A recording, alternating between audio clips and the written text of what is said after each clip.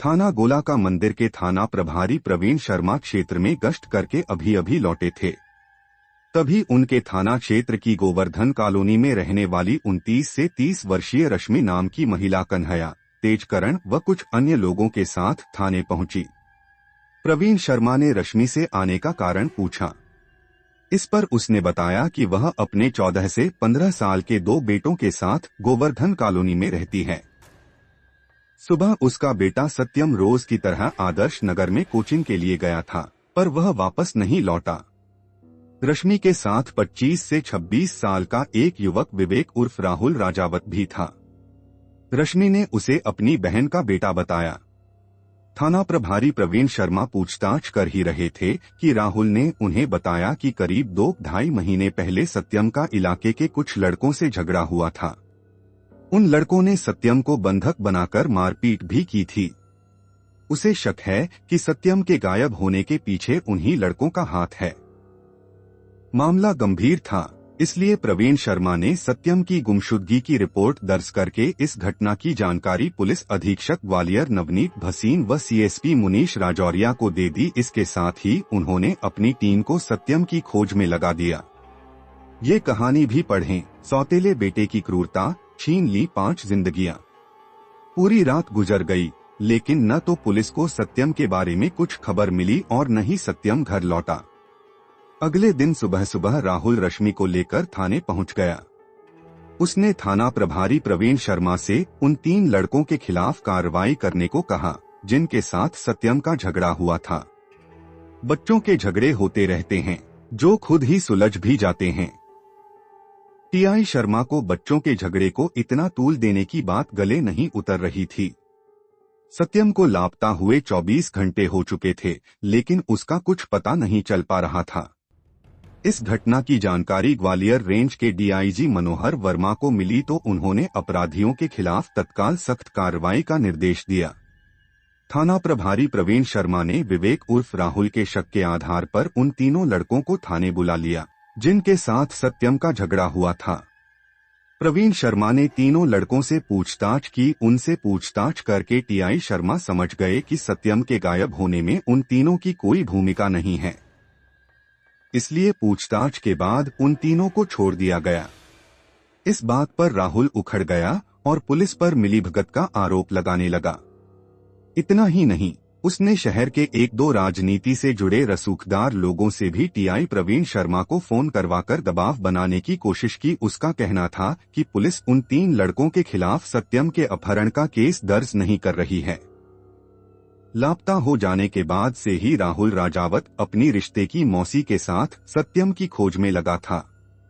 लेकिन इस दौरान थाना प्रभारी ने यह बात नोट कर ली थी कि राहुल की रुचि सत्यम से अधिक उन 3 लड़कों को आरोपी बनवाने में है, जिनके साथ सत्यम का झगड़ा हुआ था।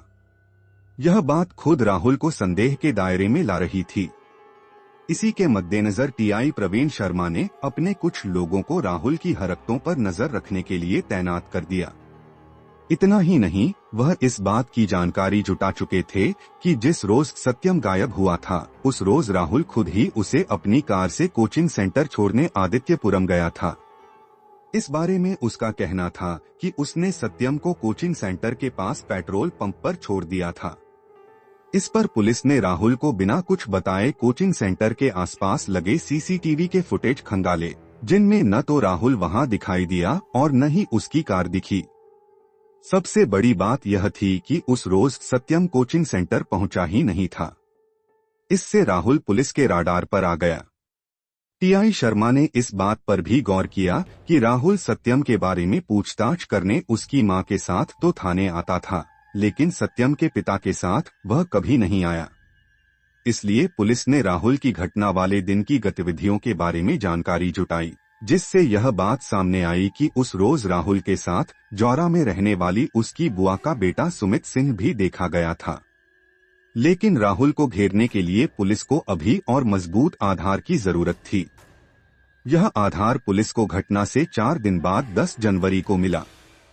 हुआ यह कि उस दिन सुबह सुबह जौरा थाने के बुरावली गांव के पास से होकर गुजरने वाली नहर में एक किशोर का शव तैरता मिला। चूंकि सत्यम की गुमशुदगी की सूचना आसपास के सभी थानों को दे दी गई थी, इसलिए पुलिस ने शव के मिलने की खबर गोलाका मंदिर थाना प्रभारी प्रवीण शर्मा को दे दी। नहर में मिलने वाले किशोर के शव का हुलिया सत्यम से मिलता जुलता था, इसलिए पुलिस सत्यम के परिजनों को लेकर मौके पर जा पहुंची। घर वालों ने शव की पहचान सत्यम के रूप में कर दी। शव जौरा के पास के गांव बुरावली के निकट नहर में तैरता मिला था। जिस दिन सत्यम गायब हुआ था उस दिन इस मामले का संदिग्ध राहुल जौरा में रहने वाली अपनी बुआ के बेटे के साथ देखा गया था। राहुल द्वारा सत्यम को कोचिंग सेंटर के पास छोड़े जाने की बात पहले ही गलत साबित हो चुकी थी, इसलिए पुलिस ने बिना देर किए राहुल उर्फ विवेक राजावत और उसकी बुआ के बेटे सुमित को हिरासत में ले लिया। नतीजतन अब तक पुलिस के सामने शेर बन रहा राहुल हिरासत में लिए जाते ही भीगी बिल्ली बन गया। इसके बावजूद उसने अपना अपराध छिपाने की काफी कोशिश की, लेकिन पुलिस की थोड़ी सी सख्ती से वह टूट गया। उसने सुमित के साथ मिलकर राहुल को नहर में डुबाकर मारने की बात स्वीकार कर ली। पुलिस ने राहुल की वह कार भी जब्त कर ली जिसमें सत्यम को बैठाकर वह सबलगढ़ ले गया था। इसके बाद रिश्तों में आग लगा देने वाली यह कहानी इस प्रकार सामने आई। सत्यम के पिता मूल रूप से विजयपुर मेवाड़ा के रहने वाले हैं। वह इंदौर के एक होटल में नौकरी करते हैं, जबकि बच्चों की पढ़ाई के लिए मां रश्मि दोनों बेटों के साथ ग्वालियर में रहती थी। रश्मि का परिवार पहले आदित्यपुरम में रहता था, लेकिन कुछ महीने पहले रश्मि ने आदित्यपुरम का मकान छोड़कर गोलाका मंदिर थाना इलाके की गोवर्धन कॉलोनी में किराए का दूसरा मकान ले लिया था। ग्वालियर के पास ही रश्मि के एक दूर के रिश्ते की बहन भी रहती थी। विवेक उर्फ राहुल राजावत उसी का बेटा था। चूंकि रश्मि रिश्ते में राहुल की मौसी लगती थी, इसलिए उसका रश्मि के घर काफी आना जाना हो गया था। वह जब भी ग्वालियर आता रश्मि से मिलने उसके घर जरूर जाता था। 35 साल की रश्मि 2 बच्चों की मां होने के बाद भी जवान युवती की तरह दिखती थी। अनजान आदमी उसे देखकर उसकी उम्र 25 से 27 साल समझने का धोखा खा जाता था। धीरे धीरे राहुल की रश्मि से काफी पटने लगी थी। पहले दोनों के बीच रिश्ते का लिहाज था, लेकिन वक्त के साथ उनके बीच दुनिया जहान की बातें होने लगी। इससे दोनों के रिश्ते में दोस्ती की झलक दिखाई देने लगी। इसी बीच राहुल पढ़ाई करने गांव से ग्वालियर आया तो रश्मि ने अपने पति से कहकर राहुल को अपने ही घर में रख लिया। चूंकि रश्मि के पति इंदौर में नौकरी करते थे, सो उन्हें भी लगा कि राहुल के साथ रहने से रश्मि और बच्चों को सुविधा हो जाएगी, इसलिए उन्होंने भी राहुल को साथ रखने की अनुमति दे दी, जिससे राहुल ग्वालियर में रश्मि के साथ रहने लगा। इससे दोनों के बीच पहले ही कायम हो चुके दोस्ताना रिश्ते में और भी खुलापन आने लगा। दूसरी तरफ काम की मजबूरी के चलते रश्मि के पति 4 से 6 महीने में हफ्ते 10 दिन के लिए ही घर आ पाते थे। इसमें भी पिता के आने पर बच्चे उनसे चिपके रहते, इसलिए वह चाहकर भी रश्मि को अकेले में अधिक समय नहीं दे पाते थे। फलस्वरूप पति के आने पर भी रश्मि की शारीरिक जरूरतें अधूरी रह जाती थीं। ऐसे में एक बार रश्मि के पति ग्वालियर आए तो लेकिन मामला कुछ ऐसा उलझा कि वह एक बार भी उसे एकांत में समय नहीं दे सके। इससे रश्मि का गुस्सा 7वें आसमान को छूने लगा। राहुल यह बात समझ रहा था, इसलिए उसने रश्मि को गुस्से में देखा तो मजाक में कह दिया, क्या बात है मौसी, मौसाजी चले गए इसलिए गुस्से में हो? राहुल, तुम कभी अपनी पत्नी से दूर मत जाना।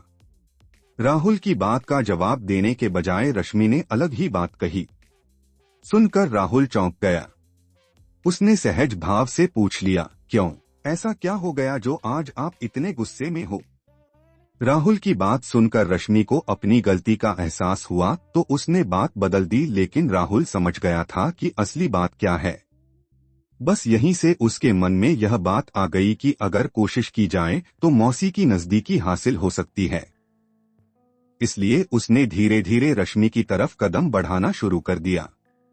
कभी वह रश्मि की तारीफ करता तो कभी उसकी सुंदरता की। धीरे धीरे रश्मि को भी राहुल की बातों में रस आने लगा और वह उसकी तरफ झुकने लगी। इसका फायदा उठाकर एक दिन राहुल ने डरते डरते रश्मि को गलत इरादे से छू लिया। रश्मि शादीशुदा थी, राहुल के स्पर्श के तरीके से सब समझ गई। उसने तुरंत तुरुप का पत्ता खेलते हुए कहा, यूं डर कर छूने से आग और भड़कती है राहुल, इसलिए या तो पूरी हिम्मत दिखाओ या मुझसे दूर रहो। राहुल के लिए इतना इशारा काफी था। उसने आगे बढ़कर रश्मि को अपनी बाहों में जकड़ लिया, जिसके बाद रश्मि उसे मोहब्बत की आखिरी सीमा तक ले गई। बस इसके बाद दोनों में रोज पाप का खेल खेला जाने लगा।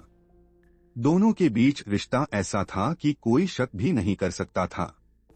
वैसे भी राहुल घर में ही रहता था, इसलिए दोनों बेटों के स्कूल जाते ही राहुल और रश्मि दरवाजा बंद कर पाप की दुनिया में डूब जाते थे। रश्मि अनुभवी थी, जबकि राहुल अभी कुंवारा था। रश्मि को जहां अपना अनाड़ी प्रेमी मन भा गया था, वहीं राहुल अनुभवी मौसी पर जान छिड़कने लगा था। समय के साथ दोनों के बीच नजदीकी कुछ ऐसी बढ़ी कि रात में दोनों बच्चों के सो जाने के बाद रश्मि अपने बिस्तर से उठकर राहुल के बिस्तर में जाकर सोने लगी। अब जब कभी रश्मि का पति इंदौर से ग्वालियर आता तो रश्मि और राहुल दोनों ही उसके वापस जाने का इंतजार करने लगते। राहुल लंबे समय से रश्मि के घर में रह रहा था। मोहल्ले में कभी उसके खिलाफ बातें नहीं हुई थीं। लेकिन जब बच्चों के स्कूल जाने के बाद रश्मि और राहुल दरवाजा बंद कर घंटों अंदर रहने लगे तो पास पड़ोस के लोगों ने पहले तो उनके रिश्ते का लिहाज किया, लेकिन बाद में उनके बीच पक रही खिचड़ी चर्चा में आ गई। बाद में यह बात इंदौर में बैठे सत्यम के पिता तक भी पहुंच गई। इसलिए कुछ महीने पहले उन्होंने ग्वालियर आकर न केवल आदित्यपुरम इलाके का मकान खाली कर दिया, बल्कि राहुल को भी अलग मकान लेकर रहने को बोल दिया। इतना ही नहीं, उन्होंने राहुल को आगे से घर में कदम रखने से भी मना कर दिया। इंदौर वापस जाने से पहले उन्होंने अपने बड़े बेटे सत्यम को हिदायत दी कि अगर राहुल घर आए तो वह इसकी जानकारी उन्हें दे दे। अब राहुल और रश्मि का मिल पाना मुश्किल हो गया, क्योंकि एक तो रश्मि आदित्यपुरम छोड़कर गोवर्धन कॉलोनी में रहने आ गई थी। दूसरे चौकीदार के रूप में सत्यम का डर था कि वह राहुल के घर आने की खबर पिता को दे देगा। लेकिन दोनों एक दूसरे से दूर भी नहीं रह सकते थे, इसलिए एक दिन मौका देखकर राहुल रश्मि से मिलने उसके घर जा पहुंचा। राहुल को देखते ही रश्मि पागलों की तरह उसके गले लग गई। उसे लेकर वह सीधे बिस्तर पर लुढ़क गई। राहुल भी सब कुछ भूलकर रश्मि के साथ वासना में डूब गया। लेकिन इससे पहले कि दोनों अपनी मंजिल पर पहुंचते, अचानक घर लौटे सत्यम ने मां और मौसेरे भाई का पाप अपनी आंखों से देख लिया। सत्यम को आया देखकर राहुल और रश्मि दोनों घबरा गए। फंसने से बचने के लिए राहुल सत्यम को चाट खिलाने ले गया, जहां बातों बातों में उसने सत्यम से कहा, यार मेरे घर आने की बात पापा को मत बताना। ठीक है, नहीं बताऊंगा, लेकिन इससे मुझे क्या फायदा होगा, सत्यम ने शातिर अंदाज से कहा। तो राहुल बोला, जो तू कहेगा कर दूंगा, बस तू पापा को मत बोलना। राहुल को लगा कि सत्यम राजी हो जाएगा, लेकिन सत्यम तेज था। वह बोला, ठीक है, मुझे 2000 रुपए दो, दोस्तों को पार्टी देनी है। राहुल के पास पैसों की कमी नहीं थी। उसने सत्यम को 2000 रुपए देकर उसे बाजार घूमने के लिए भेज दिया और खुद वापस रश्मि के पास लौट आया।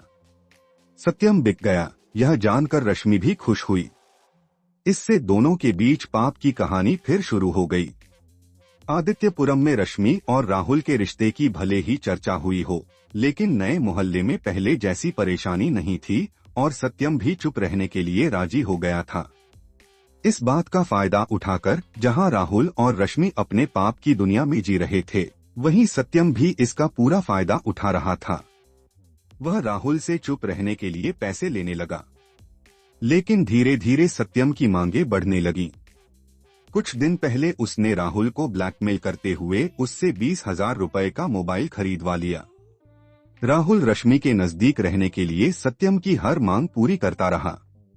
कुछ दिन पहले अचानक सत्यम ने उससे नई मोटरसाइकिल खरीद कर देने को कहा। राहुल के पास इतना पैसा नहीं था, और था भी तो वह 1 लाख रुपए रिश्वत में खर्च नहीं करना चाहता था। लेकिन सत्यम अड़ गया।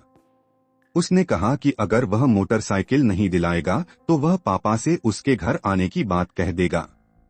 इससे राहुल परेशान हो गया।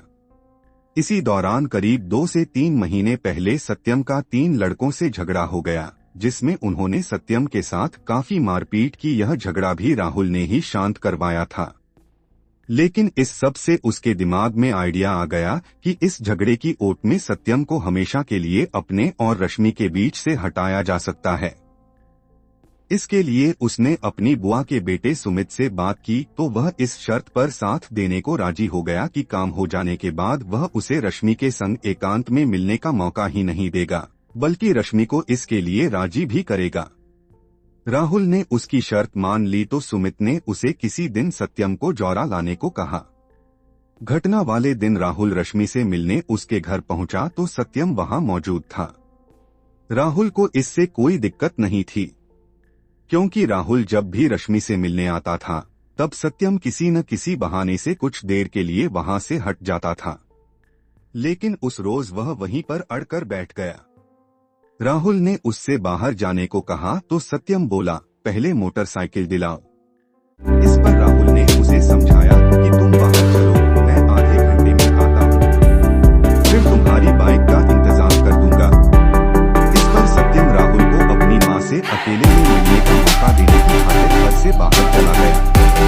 रश्मि के साथ कुछ समय बिताने के बाद राहुल बाहर जाकर सत्यम से मिला। उसने सत्यम से जौरा चलने को कहा।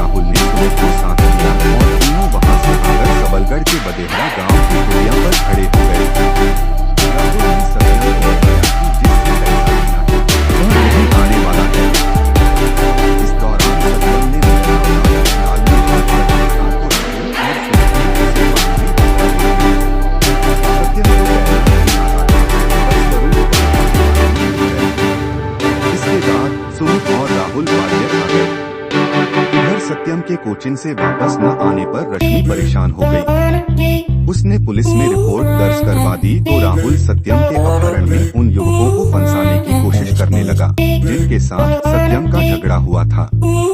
उसका मानना था कि तीनों के खिलाफ अपहरण का मामला दर्ज हो जाएगा तो लाश मिलने पर उन्हें हत्यारा बनाना पुलिस की मजबूरी बन जाएगी, जिससे वह सांप बच जाएगा। लेकिन ग्वालियर